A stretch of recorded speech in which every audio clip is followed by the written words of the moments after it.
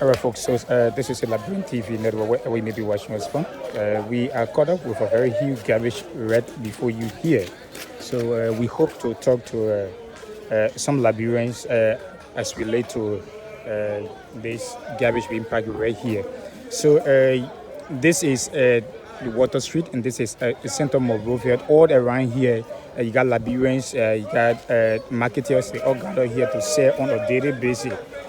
We don't know why the Monrovia City Corporation is doing as relate to this garbage right here. So this is the Liberian TV network. We are coming to you live here from the ground of the Water Street. So we hope to speak to somebody right here. So welcome to the media. This is the Liberian TV network, sir. Your name? Anyway, I'm Anthony P.J. Ray. Anthony P.J. Ray. I believe you do business around here. Yes, I'm a barber here. So how do you feel about this huge garbage being posted right behind you? Yeah, actually, I'm not feeling comfortable with the dirt being around all year. And besides, whenever it rains and the way you see the dirt part of the days, the water can enter the various stores you see around you. So it's a problem for us. So had there been any further communication to the Monrovia City Communication? Yeah, actually, when you can see this yellow building that they were reselling, that they were cutting hair. I was the barber's chairman on here. We strive for it when the dead were here, reaching Water Street. We ran after it. We communicated with the lawmakers at the time when Solomon George was in power. I went to Solomon George, I talked to him, but he was delaying, so I right away ran to the current lawmaker for District 7, the mother dying. Who later, when we started our own work, our own individualistic work, as you can see the red dirt you are seeing there, we were the one that brought few loads of trucks, filled it up, and started building. So our hand couldn't reach there. That's how we call him. So you talk about the red dirt, you brought the red dirt to cover the garbage, or you brought the red dirt in terms of what? Yeah, actually there was bin here where they used to dump site, dump dirt. Okay. So it came a time, they couldn't come for the dirt.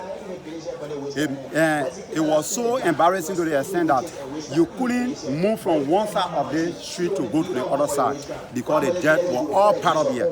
So the community people, the marketers, every one of us, we got together. We selected a committee, which of course I was one of the chairs for the committee, and how we engage the lawmakers. But I heard you talking about going to the current lawmaker, which is on Remaya Down, yes. And this place is District 7, right? Yes. So what was the communication delivered to the Honorable Emmanuel Down, and what was the positive response that you got from there as related to this huge garbage?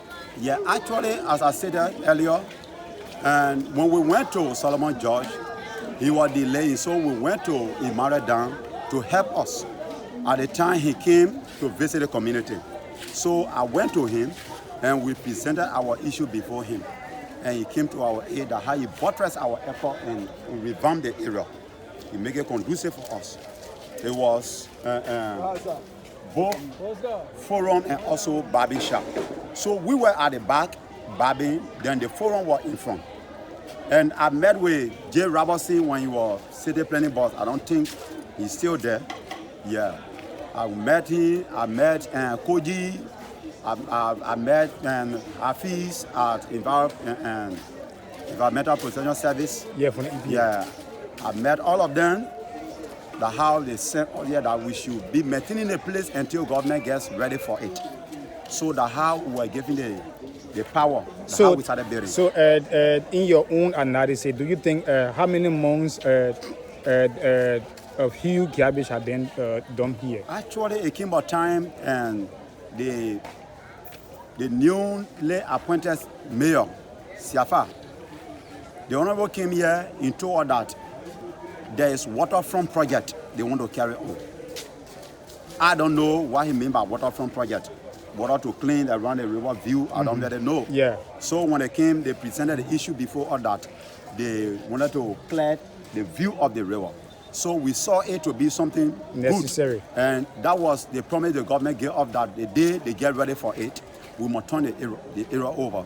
So we were not hesitating to turn it over. So But since then they had later when they came with the yellow machines along with public work minister, the mayor, they came and destroyed the place.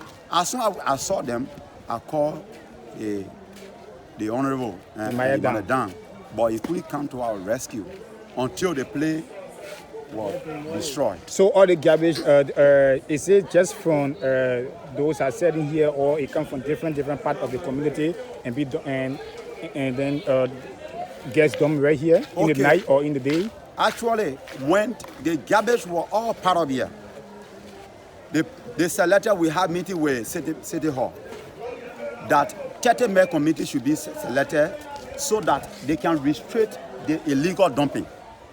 So that 30 mayor committee was selected, and they were paid by the stores owners, the marketeers, and also property owners within the community. To monitor the dumping. Yeah, so that has to do with day and night. Thank you. So when I saw that, I said, no, it will take huge amount from people. They will get tired one day. So I went to City Hall, I told them, I said, I can maintain the place. In maintaining the place, I can build a structure where I will be maintaining at the same time doing my daily hustle. So last day, right, the rain is coming. Don't you think the government have failed when it comes to removing the garbage? Actually, you know, the man they put in charge of the thing, Conor Gray is one of those who failed during Noka time. He worked with Noka. So I was surprised for them to bring him to take a huge contract. So you say your name again? I'm Anthony P.J. Red. Thank you so much. We are still waiting for them. Thank you so much. much. And the day is part of here. Thank you so much. Thank you. So folks, that was the voice of Anthony P. Red, a Bible that have been right here. So you can see how this place was, right?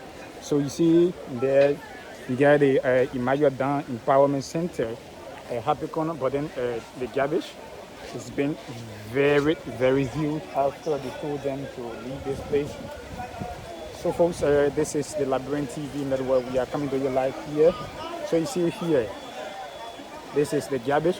So you see all along here, you got people. This place is along the river bank, but this place, according to him, this place was an intellectual center, and this was also a barber shop as well. But then the government, through the city major, told them that they were getting ready to clear up this place, but then unfortunately, they broke the structure down, and then people started to dump dirt right here. So you see the garbage right here. So we are down Happy Corner, and you see stores are all along this place. Let me just take a step. So you see, this is the river bank right here. This is the bridge. This bridge connects Happy Corner. This bridge connects West Point. So it had just been like this, and you know, now we are into the rainy season. These are some of the things that causes the health, the environmental hazard. We talk about the malaria. We talk about the typhoid. We talk about you just name the rest of the diseases that comes from here. The flaccid right here go back into the community, sit on the food, and then you eat that food. You come down with fever. You come down with diarrhea. You come down with malaria, and you just name the rest of it. So it's very terrible right here, as you can see for yourself. This is a Labyrinth TV where I am the reporter, Brother Simon Smith Chokonje. We are live here at around Happy Corner, where we receive intelligence that this garbage has been packed here for a couple of months. Since the government told the people to vacate from this structure right before you here. They have complained to the current lawmaker, Emmanuel Dan. And this is District Number 7, Monrovia County. Emmanuel Dan have failed, and they have gone to the mayor himself, Major Siafa. The current Monrovia City Major Siafa, there is no understanding. The government has deliberately refused to come to their aid. The Environmental Protection Agency, EPA, the scene is happening. So you see right here. So it's very frustrating. It's very heartbreaking. We don't know what comes to the minds of the government officials. And these are the same people that they come to during election time. They give them promises. They tell them, hey, you vote for me, and at the end of the day, I will do this. And when they accede to this power, at the end of the day, they turn their back on the same constituents that they asked for power when they were canvassing all around the countries. So you see, Liberians are all right here. So this is something that is very terrible. This is something that is very terrible. So we have to take a step again to go back because of the rain. So you see right here, this is, the garbage is packed right here. It's very huge. So this is the garbage right here. And here there's a government facility. I don't know if it is a government facility or so this is the facility where everybody come here to use a latrine. It's a public latrine. So you see right here. So you see the Emmanuel Down Empowerment Center.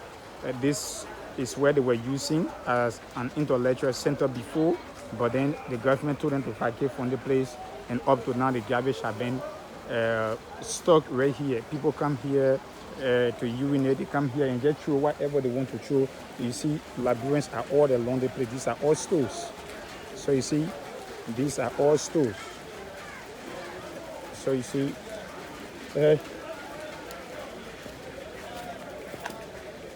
so they are calling on the government through the MCC to be able to come to their aid. Remember, we are into the rainy season right now, and this is something that creates hazard. This is something that creates the environment is no longer safe for Liberians, for our mothers, for our brothers and sisters who sells around here, who live around here. Remember, you go, you purchase some food and you are sitting around here. Just imagine you sit here and eat, and the fly comes from right in there and come and sit on the food. What happens to your system? At times you come down with this fever. When you go to the hospital, they will tell you got typhoid, you got malaria, you got diarrhea, and you just name the rest of it. So these are some of the constraints. These are some of the embarrassing situation in Liberia. These are some of the statistics when it comes to other people are saying the government is working yet. Other people are saying the government isn't doing anything absolutely at all. So we are calling on all well-meaning Liberians, wherever you may be watching us from. So just leave your comment. Tell us, how do you feel? What is a way forward to removing the garbage? What can the government do to save the life of these people? What can the government do for the Liberians? This district is headed by Honorable Emmanuel Dan. The same constituents he came to, the same people he came to say, hey, vote for me and I will do this. Today, they are actually down, they are actually frustrated, seeing a very huge garbage right before them. The rain is falling, we are now into the rainy season in Liberia. And when the rain falls, the whole place gets flooded up. And you just imagine, sometimes you have to get into the water, you got to use your barefoot to get into the water. What happens if you contract any virus from this huge garbage that have been posted right here? So at the end of the day, you got to spend your own money, go to the hospital, and whenever there are any a fever that have been diagnosed on you, at the end of the day, you will spend what you had not expected or what you are not put into place to spend. So this is a Liberian TV network. We are live here around Happy Corner, and we are bringing you live happening here in Liberia. This is Monrovia, this is West Africa, this is Liberia. What happens to our African leaders? What happened to their responsibility? What happened to the Monrovia City Corporation? What happens to the office of the Monrovia City Major Siafa? What happens to the office? If there is no dump truck anymore, there is no machine anymore to remove this garbage, and people are here on a daily basis. People are here day and night. One thing, one of our interviewers said, we don't know if this garbage is just from the market or it comes from the rural community at night. So they had a wash team here, but the wash team couldn't meet up with their expectation. So at the end of the day, the wash team collapsed and the garbage continued to grow and grow and grow. And you can see for yourself, it has grown, and even you can even stand on top of that garbage, and even you're with somebody near, and the person will definitely get you that you are calling their attention. So these are some of the very frustrating disappointment when it comes to the government. So they are calling on the government, they are calling on the president. You know, when everything, any good thing happen in the country, they will say the president. Any bad thing happen, they will say the president. So they are calling on the president, they are calling on the Senate pro tem, they are calling on the speakers, they are calling on the House of Senate, they are calling on the House of Representatives, civil society agency, advocacies. So whatever names, whatever organization you find yourself in, make it known in the comment section. Leave your comment. Tell us how this garbage can be removed. Tell us how do you feel about Liberians that is surrounded by this huge, a very huge garbage. I think this is something around 2-3 tons of garbage. If we can estimate, it's something around 2-3 tons. So, folks, this has been the voice of your reporter, Brother Simon Smith Chokonje, and we are live here down Happy Corner, and this is a Liberian TV network. Talk to you later. Leave your comment. It was not having you, and it was nice watching. Thank you.